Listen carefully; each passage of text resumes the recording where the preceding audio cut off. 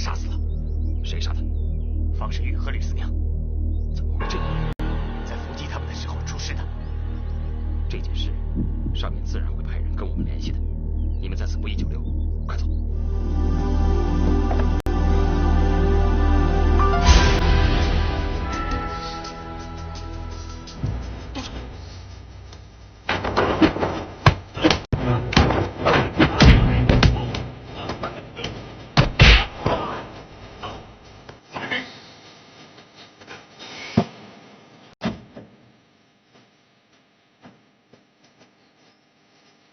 师傅，刚才那两个是什么人？不知道，我刚从外面回来，就看到他们，跟着就动手了。他们身手不高，很可是。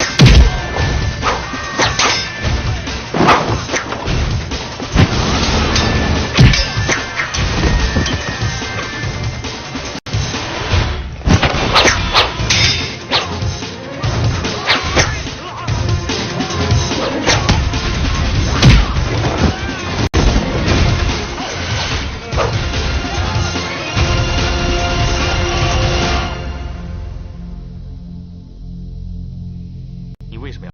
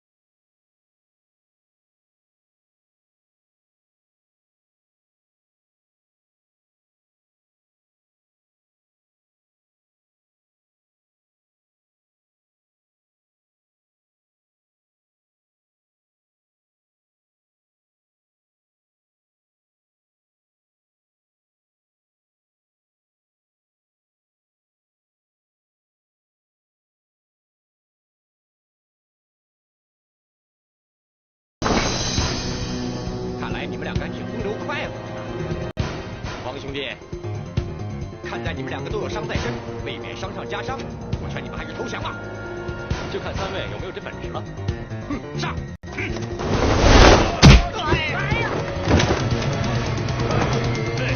那个阴魂不散的家伙，死吧！嘿嘿。幸亏三德师叔及时出现，不然就麻烦了。嘿，我今天呐，还真不是冲着他们三个来的。他们碰上我，那是他们活该倒霉挨打。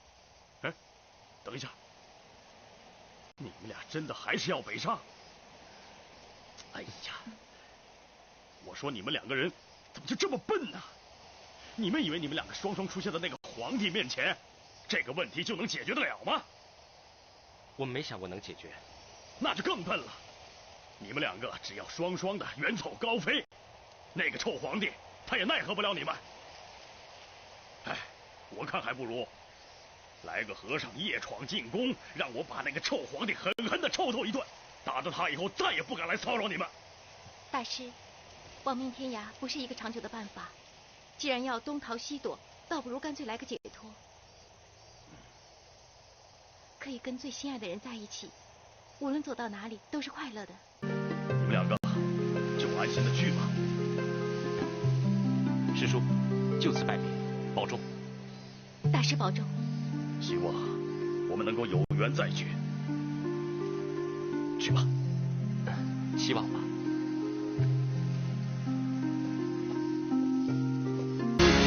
不到更多祝福，却有我给你安抚。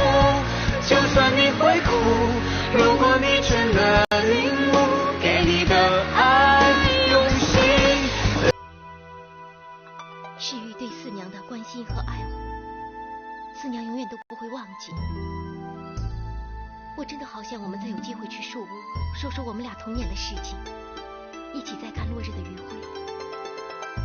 还有，去泰山，去新疆，去桂林。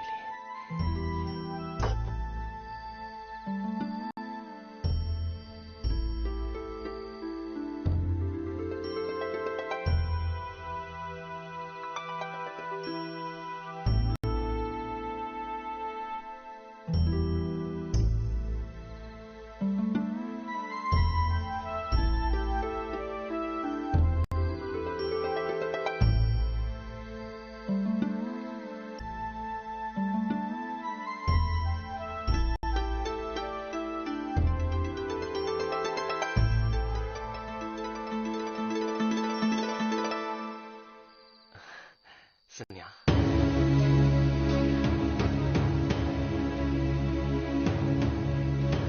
四娘，别玩了，把我松开。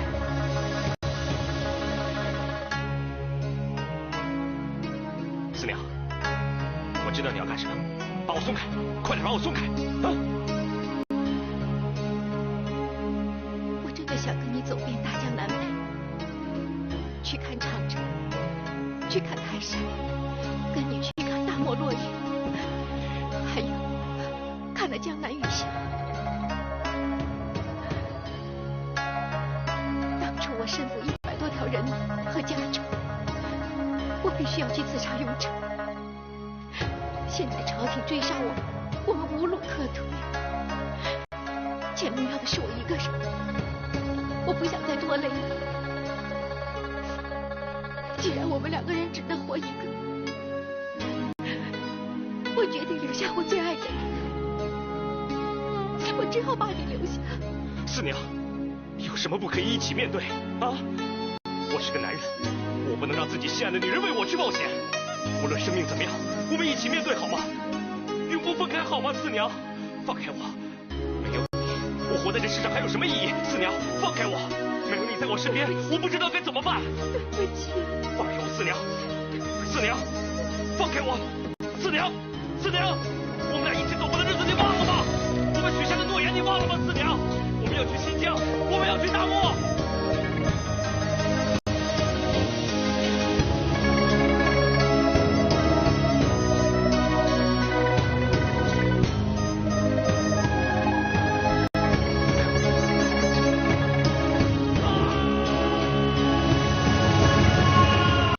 我真不明白，他方世玉有什么好的？论武功，论长相，我哪点比不上他？他一个穷小子，拿什么跟我比啊？你干嘛打我？你怎么这么没出息？像个男子汉好不好？你这样自暴自弃，只能让你的师妹更加看不起你。你想挽回你师妹的芳心，办法只有一个，就是振作起来。怎么振作？我问你。怎么才会让你的师妹喜欢你？我不知道。她以前一直都很喜欢你，是不是？是啊。可自从你师妹认识了方世玉，她就对你不好了。你觉得问题出在什么地方？你是说出在方世玉的身上，对吗？你想将师妹抢回身边吗？很简单，干掉方世玉。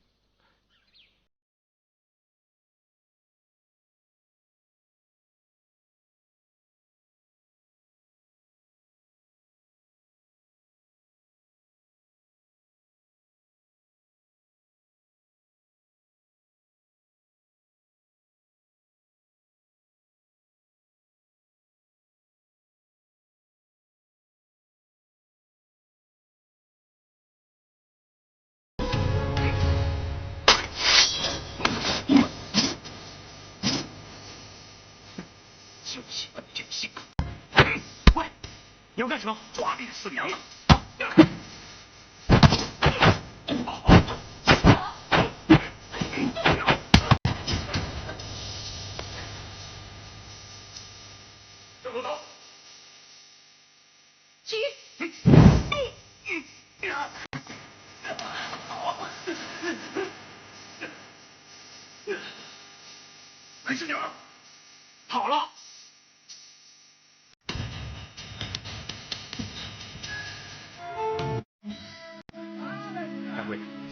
跟你打听个事儿。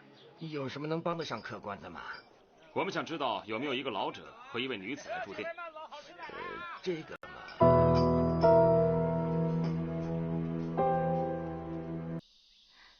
我知道，自从我跟老爹你在一起，我也早把老爹当作亲爹看待了。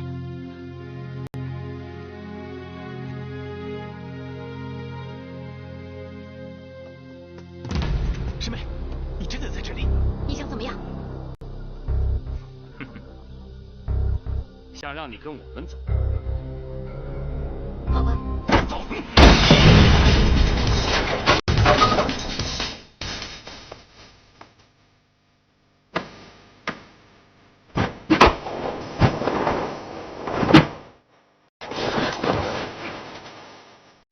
师妹，你别逞强了。你不配做我的师妹。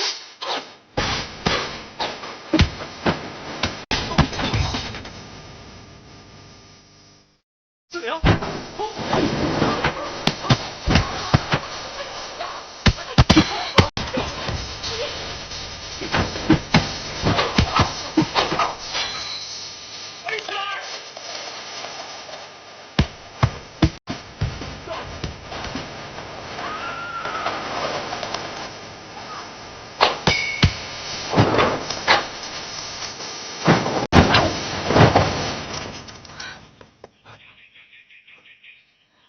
皇上来了。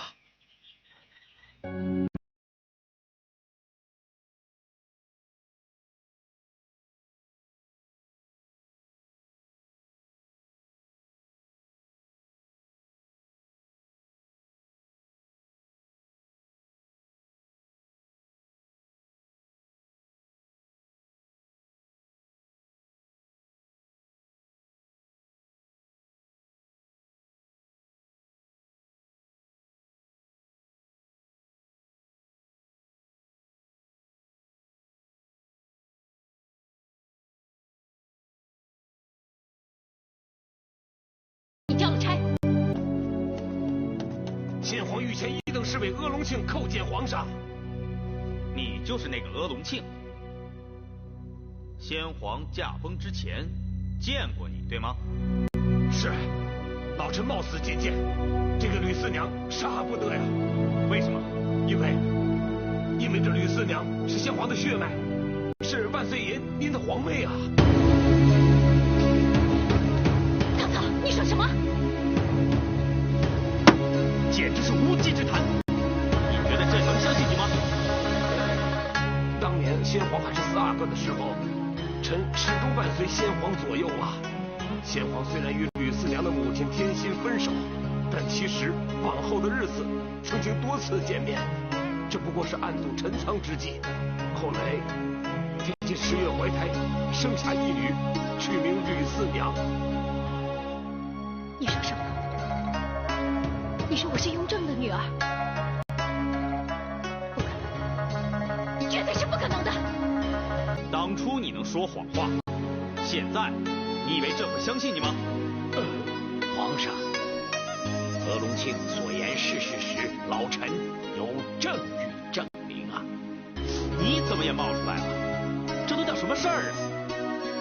天底下这么大的秘密，朕怎么不知道？老臣恳请皇上让我把话说完。说吧，啊，说，一次都说完了。谢主隆恩。当年先皇重建天心之时，正是老臣陪同前往。当时先皇曾将一枚方印赐予天心，此方印是先皇亲手所刻，说将来万一吕四娘遇到危险，便可做保命的物件呢。而这枚方印就在吕四娘的手上。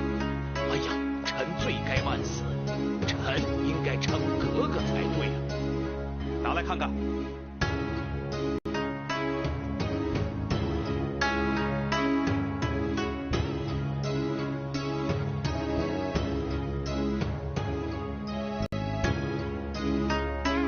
可这说明不了什么，这不过是皇阿玛生前的一个信物，代表不了什么。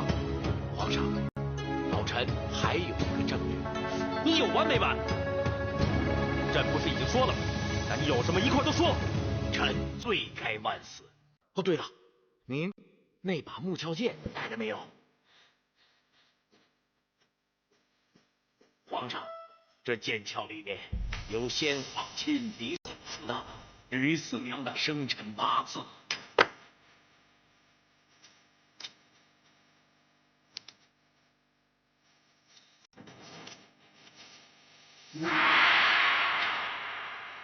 这下您可以相信了吗？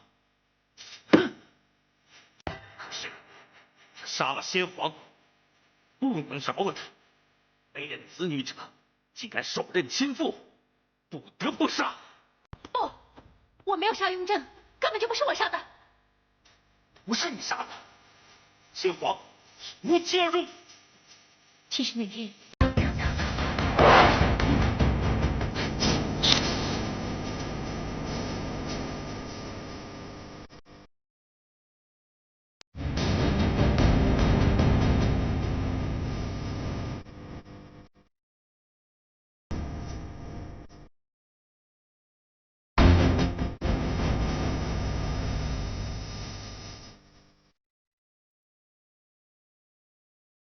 先皇3次接着来。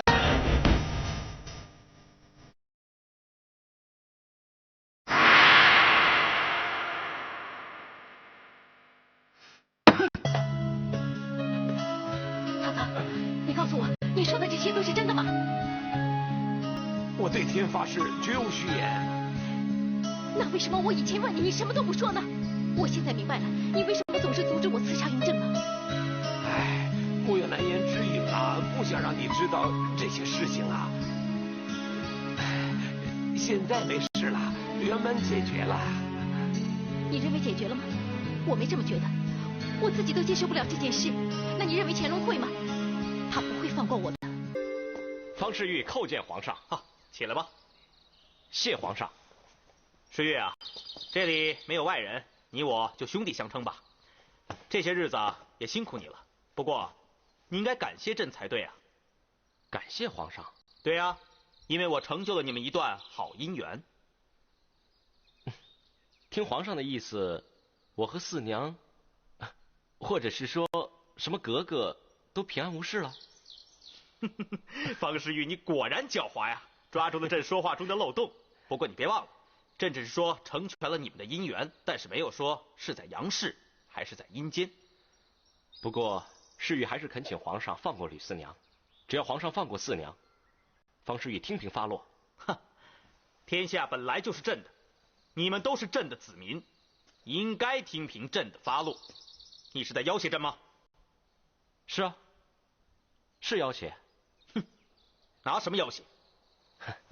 近来倭寇越来越猖獗，祸患江南，皇上不会无动于衷吧？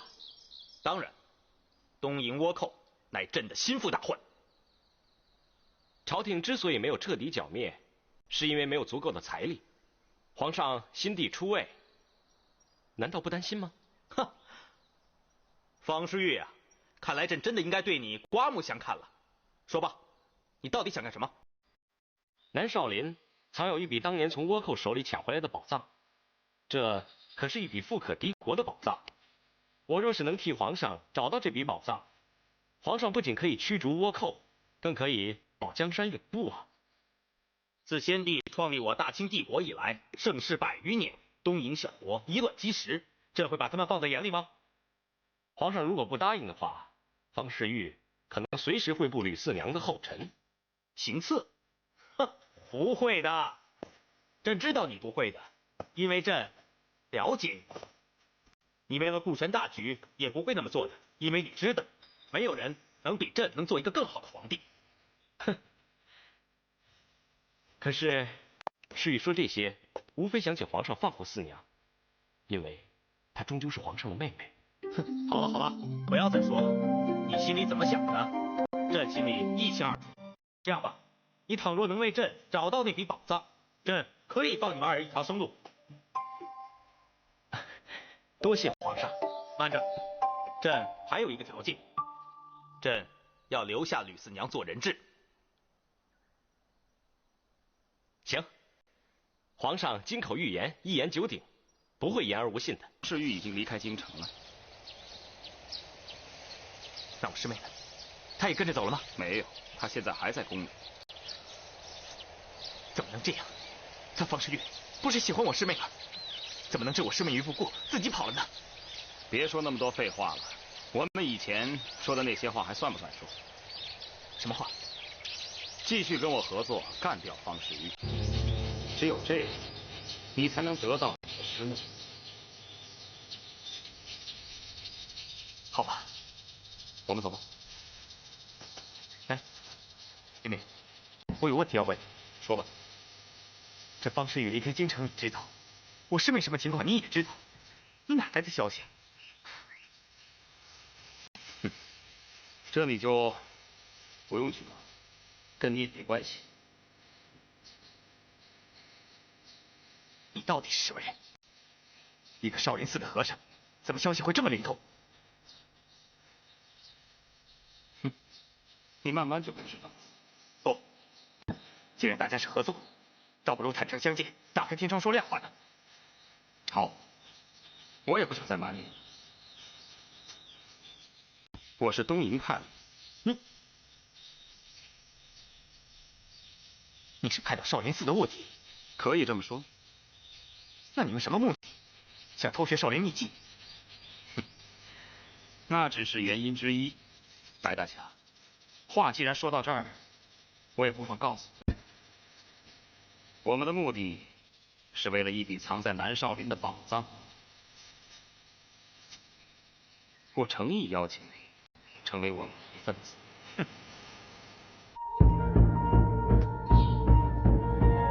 玄真大师，有礼了。我是自东瀛来的原本英明。如此礼数，不提也罢。事急从权，在下也是无可奈何。在下此来的目的，想必大师应该知道。蝇营狗苟，不过是宝藏而已。阿弥陀佛，大师真是明白。既如此，也就省得在下多费口舌。请大师告知，宝藏何在？阿弥陀佛，宝藏既是心魔，施主为何如此强求？恕老衲不能告知。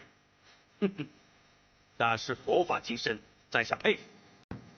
只是在下此来是求财，为了求财，难免害命。大师就不为苍生挂怀吗？阿弥陀佛。大师若当真不肯透露的话，在下便出手击杀少林弟子。大师以为如何呢？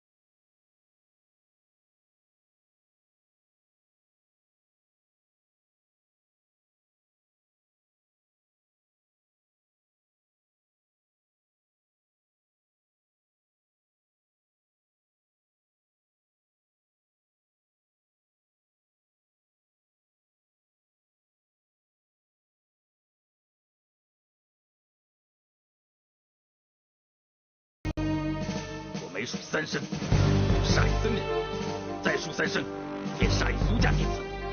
只只要大师不开口，我便一直杀下去，直到大师开口为止。1、2、3，动手！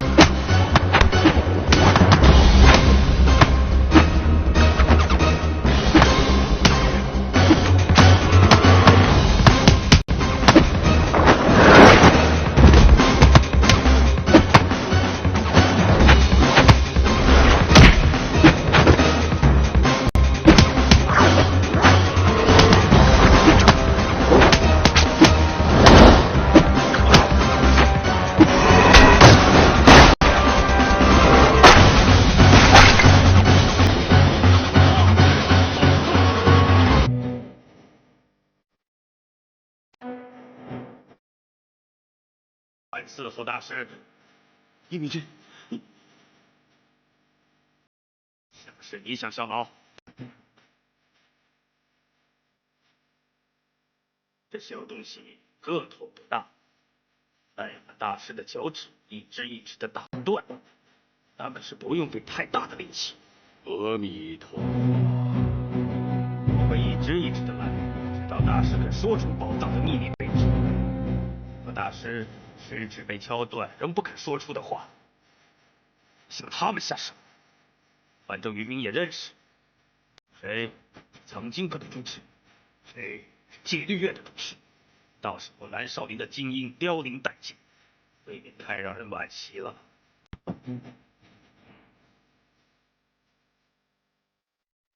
咱们开始吧，当时。这下够劲吧？俗话说，十指连心，这心在动，还不肯说出宝藏的秘密吗？请施主任意施为。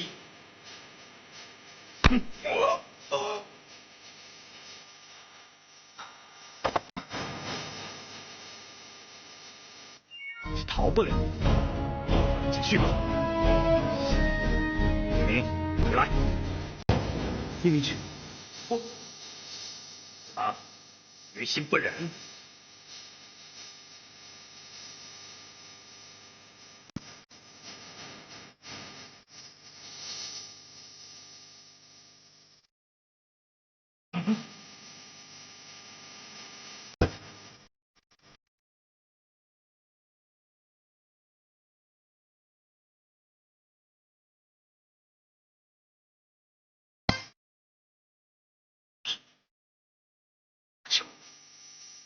你就说了吧。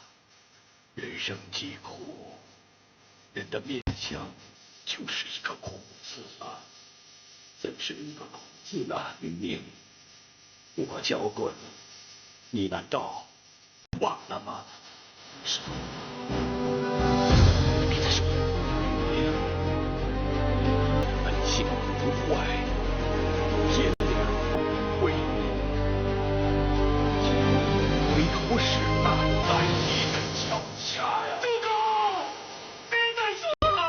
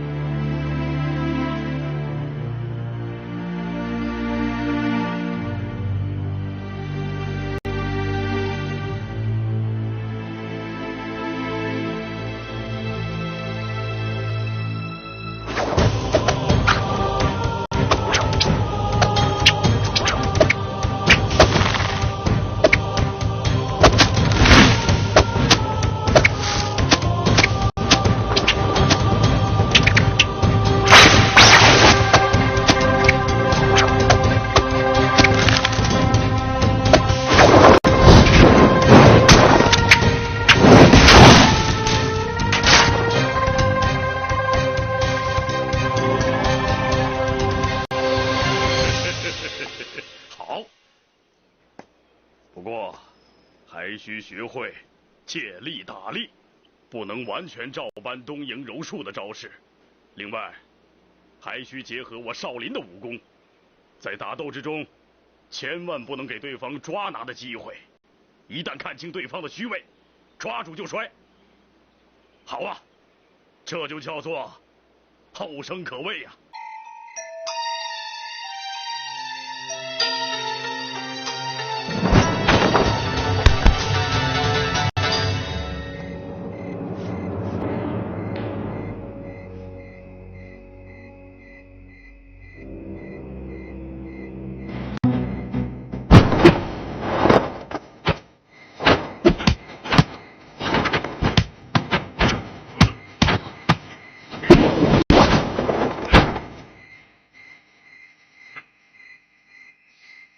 师叔，你的武功就是领招呗，还蒙着脸干什么？不闷得慌吗？事实果然了得，什么都瞒不了你啊。师叔，你手上拿的是什么？没什么，只不过是36房的地形图而已。哼，既然是大家合作，为什么不拿出来，大家一起参详参详啊？你说的轻巧。现在少林寺已经是你们的囊中之物，还用得着我这个小小的地形图吗？哼，那天你还在指责我们不要在夜间挖掘，可是你现在自己在做什么呢？哎，咱们现在大家不要大哥叫二哥，你我只是打个平手，各不相欠。再说咱们是来求财，不是来求气的，咱们还是各显神通，各自求财吧。二位施主请留步。最近B4因感染10亿，已经封山，暂不开放。两位施主还是请回吧。啊，两位小师傅，我们不是普通的香客，我是来找你们36房住持方世玉的。如果二位施主也传上10亿的话，大师不用紧张，我精通医术，包在我身上。这位是江南名医曹老先生，方世玉知道的非常清楚。如果他知道我们来了，一定会出面相迎的。施主请。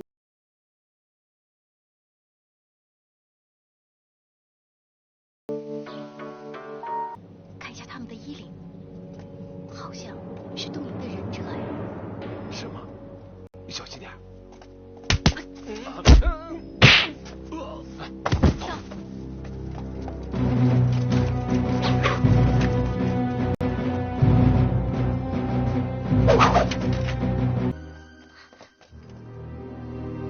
小姑娘，找你来不是让你叙旧的，来，给我搜。你要是隐匿不报的话，我的这些手下就会把你的衣服扒了。快去！我不敢。于姐姐，对不起，冒犯了。你的师兄也在这儿。住口！小丫头，再耍花样，我现在就把你衣服扒了。不敢了，不敢了。快搜！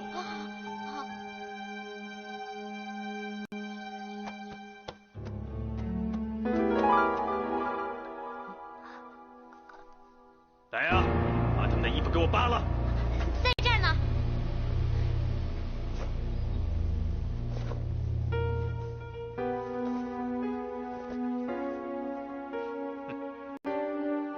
看来好像真的是张藏宝图啊！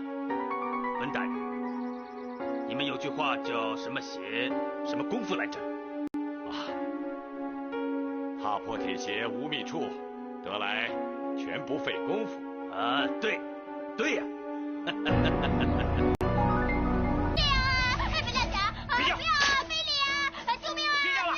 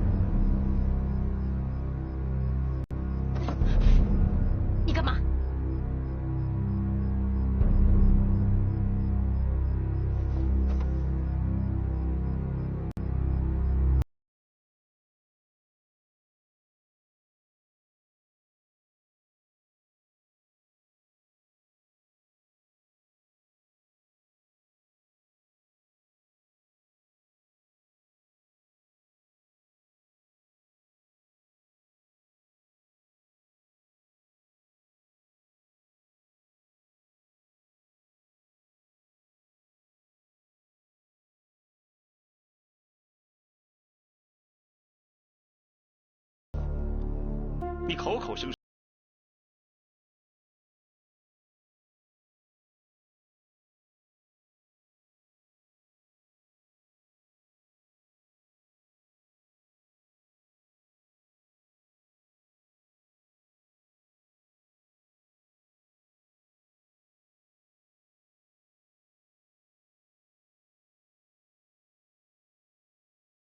玄真。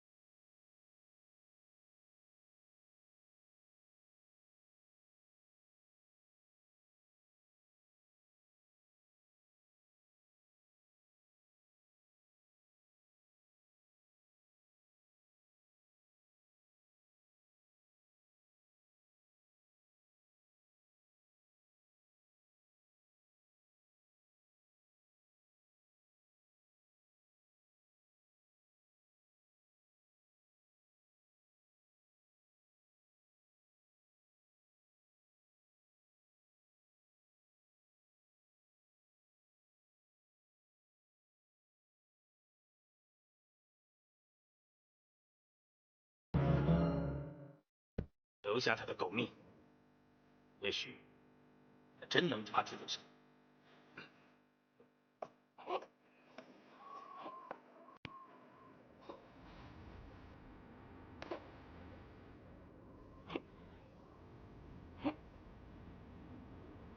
现在，你再也说不出什么。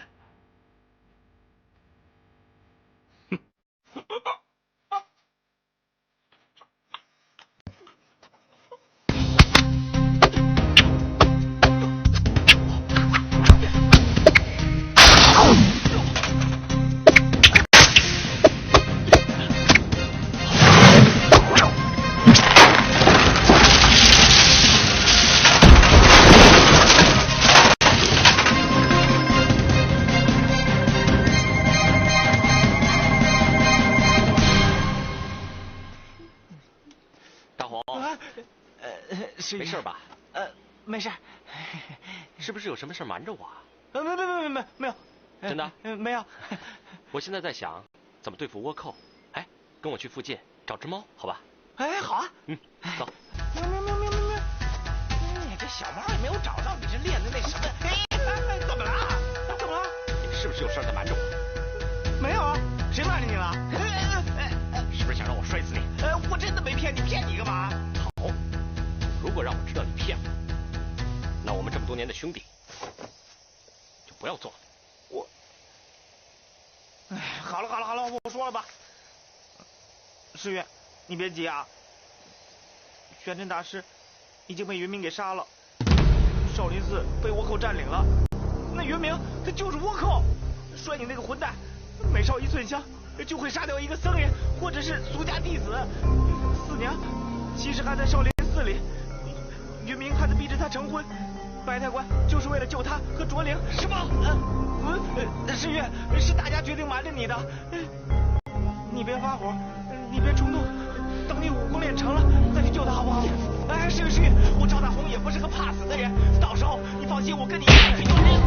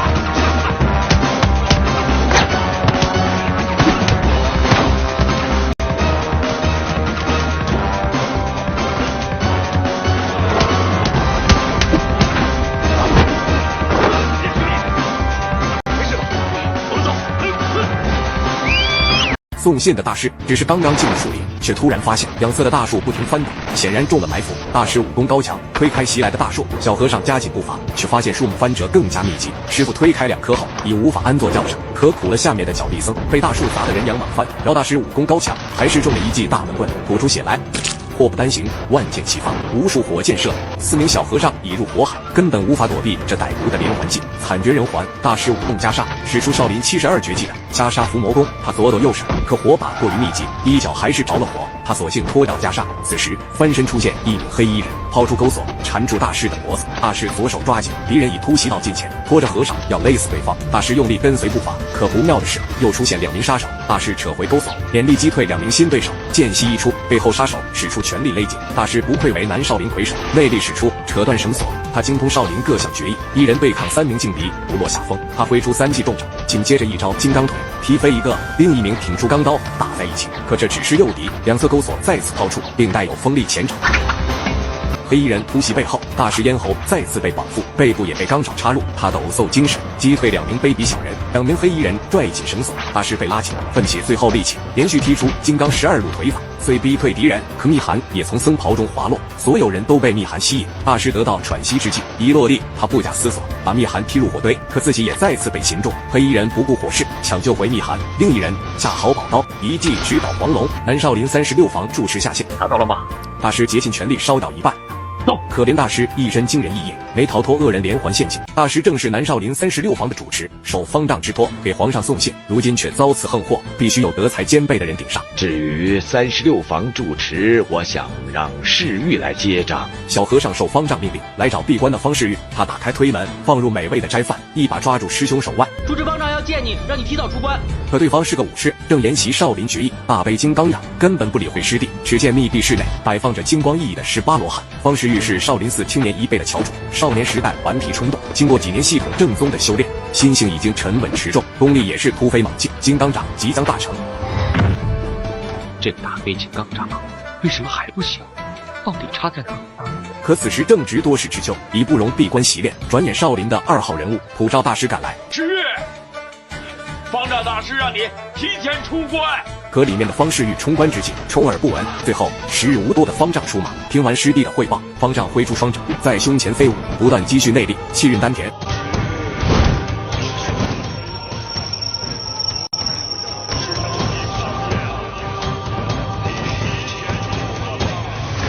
这声响，方世玉也只能捂住耳朵，避其锋芒。方世玉终于出关，见到方丈最后一面。可方丈几近油尽灯枯，临终前，他任命世玉掌管36房，并拿出度牒。你要好好的带到北少林去，并且护送玄真大师前来南少林寺继任主持。说罢，方丈沉原矣了，圆寂归天。方世玉也开启了新的征途。小伙刚把茶杯递到嘴边，岂料下一秒背后竟闪出一人，二话不说劈出7形钢爪，隔壁又砸出钢鞭。小伙身法轻盈，柔身上扬。喂，为我瞅着干什么呀？拿人钱财替人消灾。3件兵器一齐攻倒，小伙背身360度后劈出木桌，倒地的3人竟然没有知难而退，反而冲上前来。小伙便是下山接人的方世玉，多年的少林寺修炼，精通各种武功及兵器，冰铁钢鞭、7形钢爪和3叉戟根本不在话下。转眼3个毛贼已被撂倒，可一人还不死心，快笼里掏出另一件奇门兵器。方世玉听声辨位，闪身躲过，一脚踹飞敌人，抢过对方兵刃，来了套9节鞭教学，当真行云流水，潇洒自如。这便是失传已久的时代在照顾。敌方的兵器层出不穷，又掏出银色短枪，这里简直是兵器库。开山斧、狼牙棒相继出场，这2样重型武器一出，小伙也不敢轻敌。他连续躲闪后，一脚踢开狼牙棒，躲过下劈斧头后，回身踢开对手。结果更炸裂的来了，小伙徒手接住后，终于发火了。你们真的要人命！3大重型武器一起发难，小伙已经无法点到为止，他必须使出霹雳手段。敌人干脆抛出大力金瓜锤，是时候出绝招了。他挥舞双掌，运使内力与双臂，左右挥掌，正是少林72绝技大悲金刚掌。敌人如何尽受得住？被击毙的是几人的大哥，小伙也没想到自己的金刚掌如此强悍。我要给你报仇！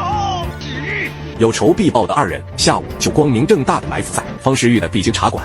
小二哥，先来碗茶。好嘞，一碗茶。2虎、3虎显然对茶楼情有独钟，2人已经定下天衣无缝的计划。3虎从胸前掏出一个纸包，光明正大的从大堂经过，来到后厨。哟，客官，有什么事您吩咐啊，还能亲自来一趟，什么事啊？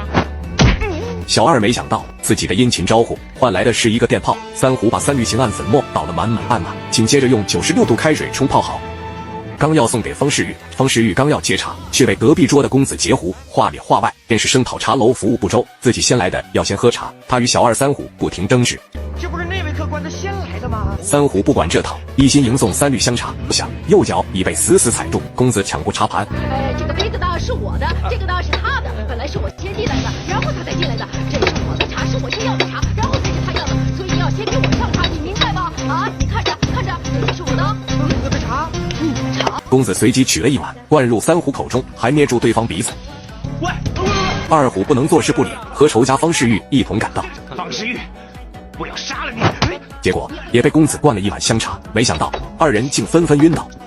他们怎么了？连续喝不到茶的方世玉终于安全抵达北少林，他此次正是为接引玄真大师回南少林住持。世玉，原来玄真大师与其祖父苗显颇有渊源，转手便邀请世玉展示武学造诣。方世玉经南少林的打磨，武功突飞猛进，铜筋铁骨，拳出如雷。少林拳法融合虎鹤双形，刚猛中暗藏杀招，下盘地术模仿狗斗的绞杀技，专破武当高腿，花拳变招，劈掌如斧，挂掌四变，看得何似僧众如痴如醉。不过这倒引起方丈一旁的云明大师的强烈关注。神医只是扒一下病人的上眼皮，就立马出手，连续戳中病人的胸大肌、胸耳肌，紧接着取出木锤和木尺，朝着胸大肌锤了9981下，然后用滚轮滚了3滚，推远病人。打死人了！神医两手齐上，敲完前胸敲后背，打得病人死去活来，看得其他病人只想逃跑。神医敲累了之后，一记摆拳，病人晃了几下脑袋，吐出血来。这下病人如何还敢就诊？争先恐后的往外跑。别走啊！一旁的老仆却不为所动。没事了。真的很舒服哎！这时，一名助手在神医旁耳语2句，神医立马要求关门谢客。伙计刚要关门，一只黑色的不明飞行物飞入场中，直直砸在衣桌之前，正是一只漆黑的棺材。这一变故，神医很是猛劈，来人飞身跃到棺材之上。神医虽然能妙手回春，可医治死人绝无可能。上面的公子如何肯放弃？这药膳是吃不死人的。今天本公子就是为他们来讨回公道。说罢，一脚踹飞棺材板，神医匆忙躲到防空洞下，把里面的假死人吓了个半死。紧跟一脚，二人如恋人般抱在一起。公子飞身踩住神医，别欺人太甚，我一某与你往日无冤，近日无仇啊！听完对方回复，公子放了对方，反而朝一旁扫地老仆走去，只一脚。你干什么？原来这佝偻老仆身怀武功，两人过了几招，公子一把制住老仆。哎呀，要了命了！哇！二人来到后堂，原来公子求医是假，找人是真。要怪就怪你的徒弟太不成器，每说一句话都要看你一眼。曹太虚叩见四小姐。曹太虚原为他的家臣，深受其父的恩惠。我娘不见了。等等。曹太虚挪动花盆，花盆一转，后面的壁画一动，他取出一柄古色古香的宝剑。四小姐说出前来的缘由，劫杀宝亲王。一见曹太虚不干应承，四小姐拔剑相逼，曹太虚只能虚与委蛇。第2日，提前安排的樵夫拦住了宝亲王的轿子。大哥，闪开！我不挡道。没想到王爷颇为大度，安排手下扶车，这样正中下怀。众侍卫刚一扶车，两侧巨大圆木飞来，击中侍卫。后排的护送官兵也陆续遭遇巨猛攻击。这下变故太过突然，整个队伍人仰马翻。没想到一波未平，一波再起，无数冒烟的竹竿飞来，把官兵当作移动标靶，不停攻击。正面杀来一众蒙面人。就这样，蒙面人与官兵战作一团。他们训练有素，与满清卫士相斗，不落下风，显然筹谋已久。逐渐凭借人数和武力优势，蒙面一伙占据主动。这点狐狸在哪儿啊？可能他就在里面。二人窥算王爷在轿内，提前安排的钩索派上用场，按照提前演练的，分4面8方勾住轿子。4人用力一拉，果然一名王爷打扮的人出现，并加入战团。不见兔子不撒鹰，二人直捣黄龙。这个王爷武功镜子不弱，与2名高手对敌仍可自保。这时，一名勇武士兵忙来救驾，一套地堂刀法逼退二人，劈中地上钢刀。蒙面的曹太虚更是险象环生。四小姐察觉有异，上前与勇士斗在一处。四小姐武功精熟，没想到这名士兵对付四小姐的同时仍有余力。危急关头，地方官兵姗姗来迟，人太多了，走吧。蒙面一伙溜之大吉。参见宝亲王爷，小的护驾来迟，王爷受惊了。魔高一尺，道高一丈，宝亲王弘历果然文武双全，算无一策。他把双刀一摔，显然是动了震怒。爱爬墙的姑娘扒开一块青瓦，紧接着放入一只铁钩，铁钩不断下落，在宝剑前停住。她稍微调整角度，轻轻抬起，宝剑不断被拉起。姑娘缓缓拽起绳索，伸出左手，从空隙中取出宝剑，目标得手。姑娘忍不住把玩，刚要离开，不出意外的出了意外，青瓦不停下滑，稳稳落在内院中间。有贼！是不是？帮众们不断呼喊报警，帮主也跑了出来。姑娘跑到街中央，后面一群男人不停追逐。转眼间，女子奔至湖边，帮众赶到，二话不说，挥出宝刀。姑娘武功高强，3两下打倒前面的帮主，如何能忍？站住！你再往前走，我把这女剑给扔了。帮主是个老江湖，你也不想想，这么贵重的宝剑，我能把它放在外头啊？姑娘做事扔剑，没想到姑娘刁钻任性，真把宝剑抛入湖中。宝剑入水，一众人马都去捞剑，女子趁乱逃离。缓过劲来的帮主看着刻舟求剑的手下，发誓要手撕了女子，为掩人耳目。姑娘蒙面参加比武打败，不想人群中却见到自己的如意郎君。可第一个对手已经被推了出来，他飞出一脚，对方直接跪倒，接着一套连续腿法，对手直接飞出舞台。一人推开群众，飞身上到擂台，显然是个练家子，自报家门。本人乃海宁关西正统，绰号镇关西。奶奶，我不想当鲁智深，可今天你非要逼着我3拳打死。此时台下的方世玉认出了女子的声音。好，拿命来吧！姑娘依旧是招牌的燕子3连踢，对方武功也不是盖的，使出劈挂通臂拳，可对方一格打，仿佛打到铁块一般。镇关西不肯服输，再次攻上前来。姑娘一把抓住对方胳膊，原来姑娘肩膀上布满铅刺，镇关西的大臂流出鲜血。姑娘趁热打铁，一脚把对方踹出10万8千里。这时，第3个对手缓缓走来。站出来！方世玉上场就要对方揭开面纱，姑娘哪里肯摘，出拳逼退对手后，再次用出擅长的腿法。可方世玉毕竟是武林翘楚，可姑娘哪里肯服输，运起铁布衫的硬派功夫，与方世玉以快打快。巨响传来，即便外练筋骨皮的方世玉也连连甩手，可姑娘只是尽情嘲讽挑衅。方世玉已看出对方门道，他闪过攻击后，抓住姑娘右臂，用力一个魔力转圈圈，抓住左臂后，双臂不停磕碰，场中呻吟声连连。女子使出12分力气摆脱后，方世玉的挡风已到面门，他无奈露出其中玄机，却是2块纯铁护腕。事到如今，只能纷纷摘下。可女子还不认输，踢出2脚后，使出背身靠，要再次利用尖刺制敌。可方世玉力大如牛，另一只手扶住姑娘蛮腰，已经制住女子。操作党错误，假装逃跑，我追你。好，没想到方世玉如约逃跑，二人你追我赶，来到石桥。方世玉，你知不知道我是谁啊？卓灵脉。得知事情经过的方世玉来到湖中，一个猛子下去，竟真找到遗失的宝剑。东帮主，冤家宜解不宜结，现将仙女剑完璧归赵，化解了这场纠葛。